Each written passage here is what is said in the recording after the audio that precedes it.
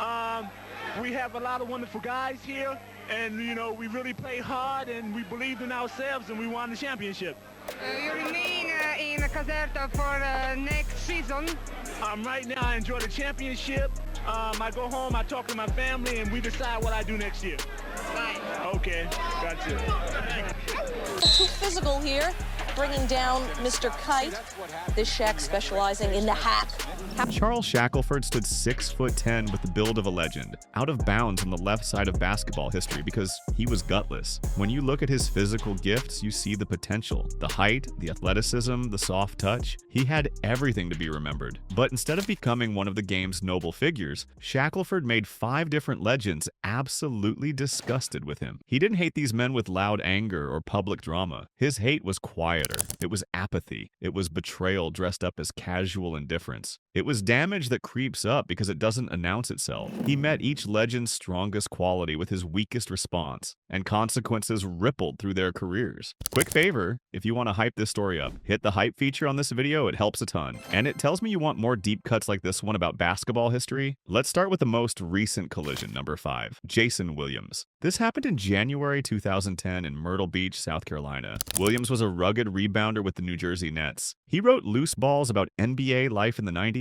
Shackleford and Williams were teammates. They were both talented big men from the East Coast who struggled between professionalism and nightlife. Williams became an all-star. Shackleford stayed the amphibious enigma. Years after their playing days, they were in Myrtle Beach when a Mercedes registered to Williams rear-ended another car. Williams had a suspended license and serious legal history. A DUI charge could send him back to prison. Shackleford told police he was the driver. He tried to save his friend by lying, but the lie fell apart immediately. Police determined Shackleford was the driver. The irony was brutal. Shackleford also had a suspended license. He was charged with driving with a suspended license and hindering arrest. Williams was cleared, but the incident dragged his name back through the mud. Jason Williams said, "Charles was a guy who would do anything for you, but most of the time it was the wrong thing. He didn't know how to be a professional. That's Shackleford's damage. He tried to fix things by breaking them more." The lie exposed them both as tragic figures who never grew up. Number 4 is about exhaustion. Rick Mahorn won an NBA title with Detroit in 1989. He earned that ring by being the toughest player on the court. He played with back spasms and bruised ribs because that was his code. You protect the paint. You hit the open man. You never show weakness. When Mahorn joined Philadelphia and later the Nets, he brought that code with him. He viewed the center position as a vocation of violence and effort. Then he met Shackleford. The conflict was old school versus no school. Mahorn looked at Shackleford's 6'10" frame and saw a weapon being left to rust. He played hurt. Shackleford played scared. Mahorn said, "You can't win with guys who don't want to be in the gym." He viewed the practice facility as the forge where teams were built. Shackleford viewed it as a suggestion. In the 90s, being called soft was worse than being unskilled. Mahorn labeled Shackleford that way. He saw the jump shots and avoidance of contact as moral failure. Mahorn didn't hate Shackleford out of malice. He hated him out of exhaustion. It drains a veteran leader to pump energy into a player who is leaking it. Shackleford was an energy vampire. Mahorn was trying to hold the dam while Shackleford was drilling holes. Shackleford hated the standard Mahorn set. Mahorn represented the painful reality of professional sports. It hurts to be great. Shackleford rejected that pain. He chose the amphibious route, fluid, undefined, soft. Number 3 brings us back to Philadelphia. Charles Barkley was the most dominant individual force in the NBA during 1991 and 1992. Standing 6'6", he defied physics every night on the court. He snatched rebounds from 7-footers. He led fast breaks with guard speed and authority. His leadership style was abrasive, loud, and demanding. He wanted one thing, an NBA championship before his prime disappeared. He played through pain. He fought with management. He demanded excellence because he was giving nothing less. The Sixers brought Shackleford in to provide front court depth and relieve the load. On paper, it looked perfect. In reality, Shackleford became the architect of Barkley's torment and frustration. Barkley said something that became legendary and is still quoted. "He was the only guy I knew who would get 2 quick fouls just so he wouldn't have to play." This wasn't a trivial complaint about poor defense. This was an accusation of desertion. Barkley was saying Shackleford weaponized the rulebook to escape the physical demands of his job. Here's how it worked. In basketball, you get disqualified after 6 personal fouls. Coaches protect their players. If you pick pick up 2 fouls in the first quarter, they sit you down to save you for the end. Shackleford understood this perfectly. By hacking his opponent twice in the first few minutes, he guaranteed himself a bench seat for the rest of the half. This accomplished 3 things for Shackleford. First, he avoided cardiovascular stress. The NBA game is 94-foot sprints over and over. Second, he avoided physical contact. The Eastern Conference was brutal. Playing center meant wrestling with Ewing, Parrish, and Laimbeer. The bench was safe. The paint was a combat zone. Third, he created the appearance of effort. A foul looks like aggression. Shackleford masked his laziness as overzealousness. The data proves it clearly and definitively. In 1991 and 1992, season opener against Golden State, Shackleford committed 4 fouls in just 12 minutes. Against Milwaukee a week later, 5 fouls in 16 minutes. These aren't the numbers of a clumsy rookie. These numbers show a man looking for the exit and avoiding responsibility and effort. The friction went deeper than playing time. It was a clash of fundamental existences. Barkley had been called fat and lazy early in his career. He took that criticism and reshaped himself. When Barkley looked at Shackleford, he saw the lazy version of himself that he had killed and buried. Shackleford had the height Barkley coveted, but treated it as a burden. To Barkley, talent was a responsibility. To Shackleford, it was a paycheck. Shackleford's refusal to work was mockery of Barkley's struggle. Barkley also noted that Shackleford did this deliberately to avoid Philadelphia's tough and ruthless crowd. Philadelphia fans are ruthless and demanding. They boo poor play relentlessly. They eviscerate those who don't try and show effort. Shackleford's strategy was pure cowardice in the face of accountability. Rather than play hard and risk failure and boos, he chose not to play at all. By removing himself, Shackleford left Barkley exposed. Every minute sitting was a minute Barkley battled taller, fresher opponents. That was a personal betrayal. He was stealing Barkley's prime. Decades later, when Barkley criticizes load management, Shackleford's ghost is in his voice. Number 2 is about betrayal at the highest level, and it's the story of Jim Valvano. If Barkley was the peer Shackleford infuriated, Valvano was the father figure he betrayed. Valvano was more than a coach at North Carolina State University. He was a folk hero of college basketball. His 1983 championship run was joyous and frantic and captured the nation's heart. He was a charismatic, fast-talking New Yorker who sold a philosophy of love and family and the impossible dream. He preached that trees would tap dance and elephants would drive the Indianapolis 500 before his team would quit. Valvano recruited Charles Shackleford from Kinston High School. He brought Shackleford into this family and program. He gave him a scholarship. He gave him a platform. He gave him a future and hope. In Valvano's worldview, the coach protects the player, and the player plays for the coach. It was a sacred covenant. The betrayal, when it came, was total and all-consuming. In 1989 and 1990, allegations surfaced that would dismantle the NC State program. The central figure was Charles Shackleford. An ABC News report and investigations claimed that Shackleford and up to 3 other players conspired to shave points during the 1987 and 88 season. Point shaving is a unique crime because you don't have to lose. You just win by less than the spread. It lets the player maintain the facade of victory while serving gamblers. The most cited incident was against Wake Forest. NC State was favored by roughly 16 points. They won by only 4. The margin was suspiciously slim. It allowed gamblers who bet on Wake Forest to cover the spread, but something was established beyond doubt. Shackleford had accepted approximately $65,000 from agents and boosters while still an amateur. In the NCAA of 1990, this was a capital offense. Shackleford's public response made it worse. In a press conference in New Jersey, reading nervously from a written statement, he admitted to taking the money but denied shaving points. He said, "I never shaved points at North Carolina State. I did take money from an agent. I was young and I was poor." By admitting to the payments, Shackleford validated the scrutiny on the program. He handed Valvano's enemies the ammunition they needed. He claimed poverty, framing his betrayal as economic necessity. To Valvano, it was a moral failure that destroyed the collective. The impact on Valvano was catastrophic and career-ending.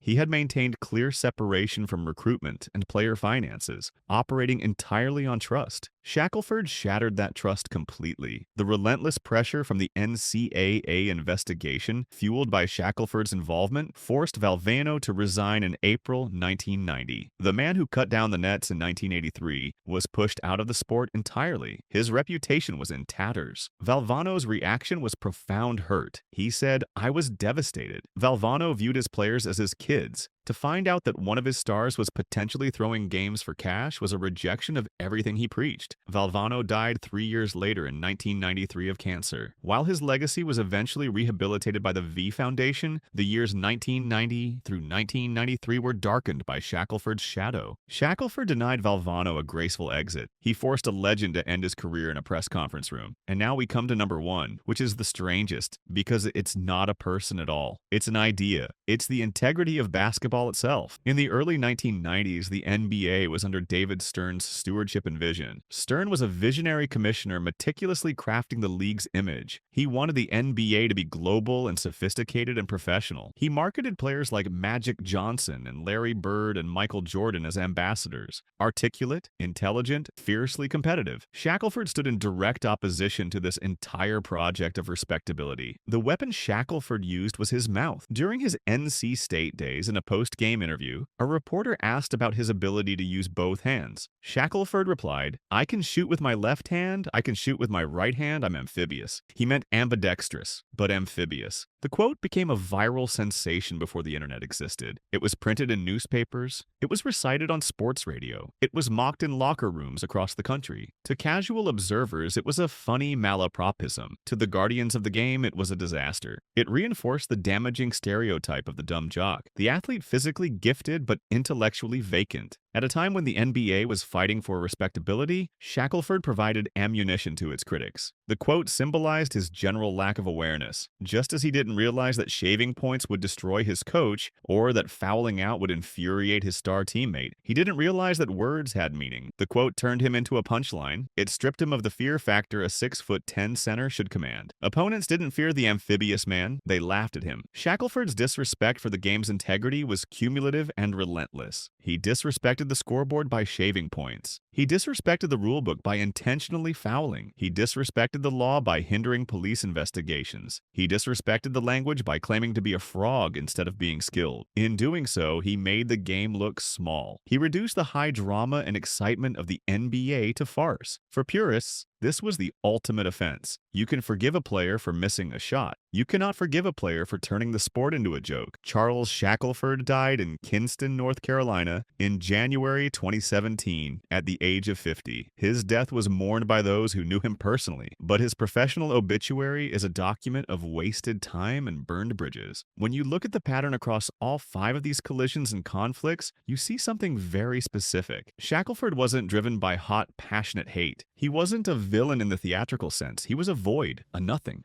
an absence where presence was required. He met Barkley's fire with ice-cold apathy. He met Valvano's love with transactional greed. He met Williams's chaos with clumsy complicity. He met Mahorn's grit with softness and avoidance. He met the game's integrity with a malapropism that defined him forever. His hate was the hate of entropy against structure. He dissolved the bonds of teams. He dissolved the careers of coaches. He dissolved the seriousness of the sport itself. He was, in the end, truly amphibious, capable of surviving on the court and on the street, in the classroom and the courthouse, but never truly belonging to the legend of either place. He remains a cautionary monument in the entire NBA landscape forever. A reminder that talent without character is just a tall man fouling out in the first quarter, hoping to sit down, hoping nobody notices him leaving. The game taught us something different through the legends he hurt. It taught us that effort matters more than excuses. It taught us that accountability matters more than avoidance. It taught us that the work in the gym and the words you speak and the choices you make in parking lots at night all add up to who you are as a person. Shackleford had the chance to be remembered for greatness. Instead, he's remembered as a cautionary tale. That's exactly what he deserves. The legends showed us the right way forward. Shackleford showed us the empty way backward. Like this video and subscribe if you want more deep cuts on basketball history and unique NBA stories. Comment below and let me know which legend had the worst reason to hate him. I think you'll have some really interesting and thoughtful takes on this complicated situation. Thanks for watching this deep analysis and for supporting these kinds of dives into basketball history and player legacies here. Your engagement matters.